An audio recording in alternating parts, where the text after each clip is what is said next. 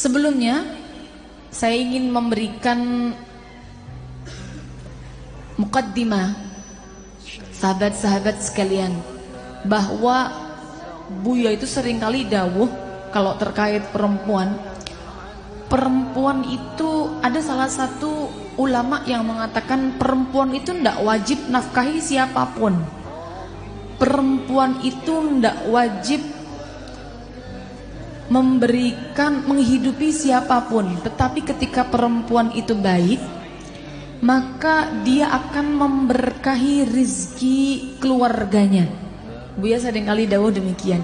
Sehingga dari dawuh ini, maka Buya Kafa itu seringkali menyampaikan, oh berarti perempuan itu yang diharapkan adalah bagaimana dia berupaya menjadi perempuan yang sholihah, perempuan yang baik secara agama dan baik secara akhlaknya.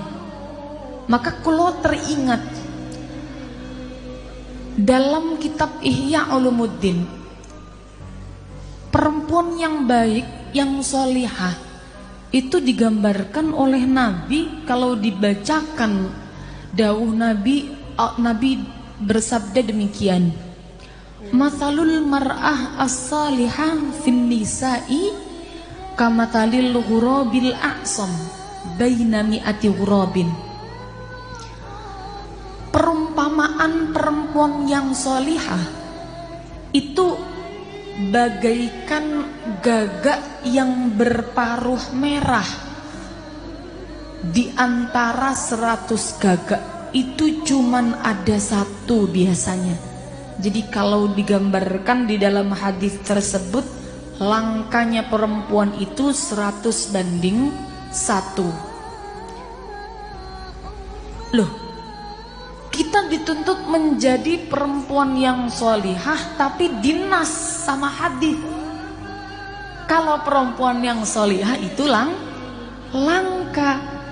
Tandanya ngaji bolak-balik itu belum tentu membuktikan dan memastikan bisa menjadikan perempuan sholihah.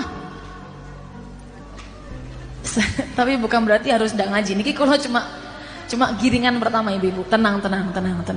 Oh berarti nggak usah ngaji nih. Oh jangan gitu. Tetap harus ngaji nih. Maksud saya apa? Loh, ibu-ibu, pengajian di mana-mana itu jamaah laki-laki dengan jamaah perempuan, banyak jamaah perempuan di mana-mana. Sholawatan Gus Ikdam gitu, Estenyel, apalagi itu Habib Syekher Mania, ada Zahir Mania, ada macem-macem. Itu kalau dipersenkan seperti itu mungkin bapak-bapaknya hanya 20%, ibu-ibu. Yang 80% adalah perempuan. Tapi kenapa Kanjeng Nabi kok ngecap perempuan itu langka yang sholihah?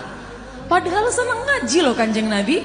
Perempuan-perempuan ini senang ngaji loh Kanjeng Nabi. Kenapa kok perempuan itu dicap sholihah? Karena begini ibu-ibu, perempuan itu menurut kaulo, niki kulo hanya sedikit korelasi saja, menyambung-nyambungkan. Mengapa? Karena perempuan itu sama Kanjeng Nabi dipencap naqisotu aklin wa dinin, kurang akal, kurang agama. Bukan berarti ini merendahkan sahabat-sahabat, bukan merendahkan. Oh berarti perempuan itu kurang akal, berarti enggak genep. Oh bukan. Tetapi lebih mengedepankan menggunakan hati dan perasaan dibandingkan dengan menggunakan logika dan juga akalnya. Sehingga makanya perempuan itu lebih dikedepankan ketika urusannya dengan mengasuh perihal anak. Karena mengasuh anak itu tidak menggunakan akal. Yang paling banyak kita gunakan adalah perasaan. Itu karena perempuan. Makanya hadonah dalam bab fikih, kalau ibu-ibu semerap, kalau sahabat-sahabat semerap, ketika ada satu rumah tangga antara suami dan istri kemudian bercerai, maka nanti hak asuh untuk anaknya itu lebih diprioritaskan diberikan kepada ibu selama ibunya belum menikah dengan laki-laki lain, karena ibu lebih banyak bonding dan lebih banyak kedekatannya kepada anak-anak daripada bapak. Demikian. Nah, karena perempuan itu dominan menggunakan hati, ibu-ibu sekalian, sahabat-sahabat sekalian, maka banyak dari perempuan itu yang seringkali lupa menggunakan akal sehatnya, lupa menggunakan ilmunya, lupa menggunakan bekal kecerdasannya. Bukan berarti perempuan tidak cerdas, tidak, tapi kadang-kadang lupa dipakai kecerdasan dan juga akalnya, sehingga ketika semisal mohon maaf saya katakanlah solihah itu yang kayak gimana, yang pada akhirnya Nabi bilang perempuan yang solihah itu yang langka. Sebelum nanti kita bahas masalah bijak, kita perlu paham terlebih dulu apa yang perlu bijak untuk kita bagi. Seperti itu. Apa solihah yang kemudian oleh Nabi dibilang langka? Solihah yang kayak gimana perempuan? Nabi itu, ibu-ibu sekalian, sahabat-sahabat sekalian, ketika ditanya oleh sahabat, oleh istrinya Sayyidah Ummu Salamah, sahabat-sahabat sekalian pernah bertanya kepada Kanjeng Nabi. Beliau itu kan kritis ketika Nabi sedang menerangkan tentang wanita-wanita surga.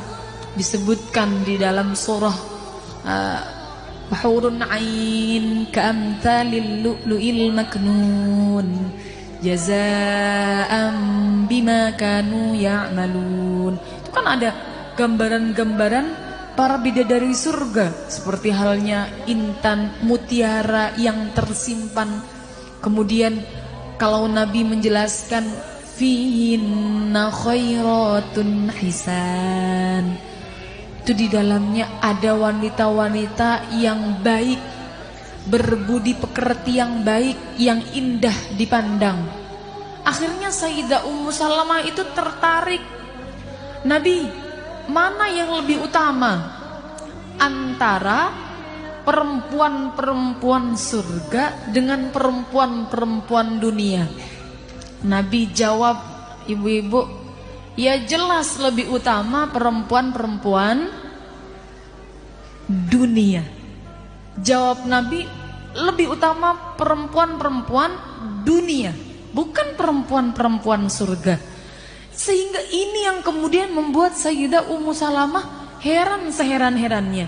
Loh, Bima, dengan apa Kanjeng Nabi kok bisa kita kan ya, yang kemudian katakan Nabi lebih utama daripada mereka, para bidadari-bidadari yang katanya seperti halnya mutiara yang tersimpan. Kita lebih utama kata Kanjeng Nabi. Tapi Nabi dawuh, ibu-ibu menjawab pertanyaan Sayyidah Ummu Salamah, bi solatihinna, bi qiyamihinna, bi siyamihinna, bi ta'atihinna li azwajihinna. Dengan salatnya, dengan puasanya, dengan ibadahnya di malam hari, dan dengan dia taat kepada suaminya, perempuan-perempuan dunia bisa mengungguli perempuan-perempuan surga. Maka ibu-ibu, ini jalur utama. Ini jalur utama. Oh, kelihatan ya, sepertinya solihah yang pertama itu jalurnya berarti harus taat. Taatnya ada dua macam. Taat sama Allah, sama taat sama suami. Itu jalur pertama.